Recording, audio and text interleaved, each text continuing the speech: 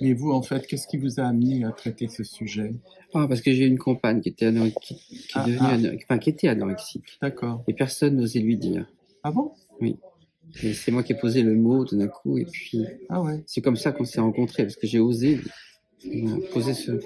Ah ouais. Et puis, elle s'est retrouvée après enlevée, je dirais, Ah emmenée bon? dans un centre psy, Ouais. où il y a eu le déclin total. Ah bon? Ah oui, ça a été. Elle s'en est pas tirée alors? Je pense pas, non. Ah Après, j'ai mince. plus le droit de la voir, donc c'est comme un enfermement, en fait, on vous emmène. Ah ouais. Elle me l'a dit, elle m'a dit: «De toute façon, c'est ta vie, parce que tu ne reviendrai pas de ce». Ah bon? Elle se sentait,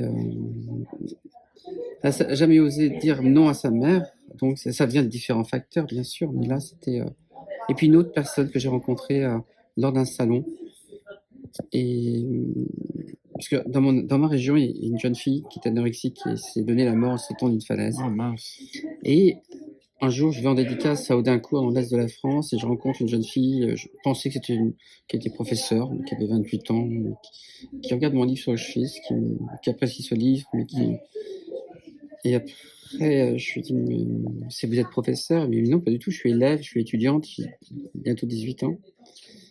Et elle sortait de l'anorexie, de l'enfermement dans un centre psy. Ah ouais. Et à la fin de notre longue discussion, je lui ai pris la main et je lui ai demandé de faire une promesse de ne pas se suicider. Parce que j'avais connu cette jeune fille qui s'était suicidée. Ouais. Elle m'a dit: «Faites-moi une promesse de ne pas m'oublier». Et du coup, après, on s'est beaucoup écrit. Des courriers, pas des messages. Et après, bon, je la voyais souvent quand j'allais à Épinal Ouais. en salon. Et ça allait de mieux en mieux. Et je lui ai demandé un jour d'utiliser ses lettres. Au départ, elle ne voulait pas. Puis après, bon, elle est tombée amoureuse, tout allait bien. Et elle m'a dit: «Voilà, maintenant tu peux utiliser mes lettres».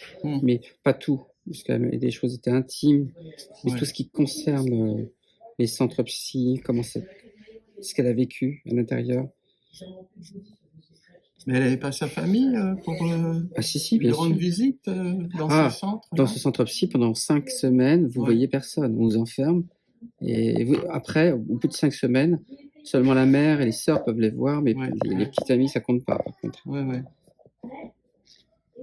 Ouais, parce que moi, les parents, ils ont Et ils continué peuvent. à la voir, etc. hein. Au début aussi? Non. Je ne sais pas. Parce qu'au début, on vous enferme vraiment, on vous coupe du monde.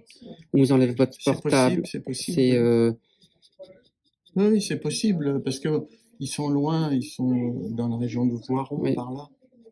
Donc je les vois pendant les vacances, mais Et ma compagne, en fait, effectivement, elle a connu même presque un viol, mais c'était voilà, un jeune qui a voulu rentrer dans sa chambre, tentative ouais. d'abus. Et puis, heureusement qu'une infirmière est arrivée pour rendre un stylo rouge qu'elle avait prêté à cette infirmière, qui l'a sauvée. Ouais. Du coup, le traumatisme a été encore plus grand après, quoi, après Ouais. son passage à la. Elle m'a dit: «Je vais devenir folle». Oui. En plus, on vous donne des neuroleptiques. D'ailleurs, vous verrez, si vous le lisez, ce serait bien de le lire. Enfin, Ouais. il y a toute une liste à un moment de neuroleptiques qui descendent. Je ne sais plus à quelle page. Là, il y a 450 pages. Ouais. Ouais, non, mais 450 dessins. je vais l'offrir à la famille. Et puis eux, ils verront si, Oui, si ils peuvent le montrer alors, à Ameline.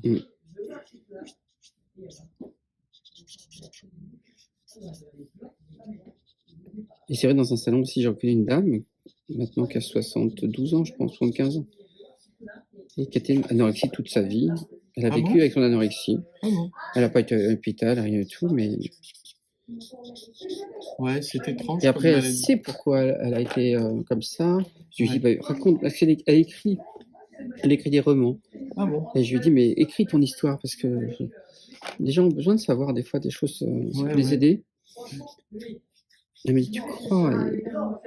Ça lui tient lieu D'exutoire. de thérapie Moi aussi, finalement. mais oui. Ouais. C'est étonnant. Mais c'est une drôle de maladie, hein, c'est bizarre. Hein. Il n'y a pas de solution voilà, pour l'instant. Ouais. On se demande pourquoi et comment ça commence. Parce que là, mon amie, elle était étudiante, hein, déjà. Oui. Elle avait plus de 20 ans, je crois. Elle avait... La plupart du temps, ça touche la plupart des jeunes, quoi. Ouais. Les garçons un peu moins, mais il y en a. Mais là, il y a des gens, même de 30 ans, même des garçons, mais surtout des filles, quoi, des jeunes filles. Ouais. Moi, j'imaginais peut-être que c'était comme des nouvelles religieuses, des recluses, comme Ah ouais. on en a marre d'un gâchis, parce qu'elle parle souvent du quotidien, et j'avais du mal à la faire rentrer dans un magasin, parce qu'elle me dit il y a trop de choses. Même vous ou moi, quand on rentre dans un magasin, pour l'étage, Ouais. vous avez énormément de yaourts, de fromage blanc, on ne sait même plus quoi acheter tellement Ouais. il y a un trop plein. Ouais. Vous faites un beau dessin comme ça pour chaque... Ah oui, en général, voilà, parce que j'ai le temps.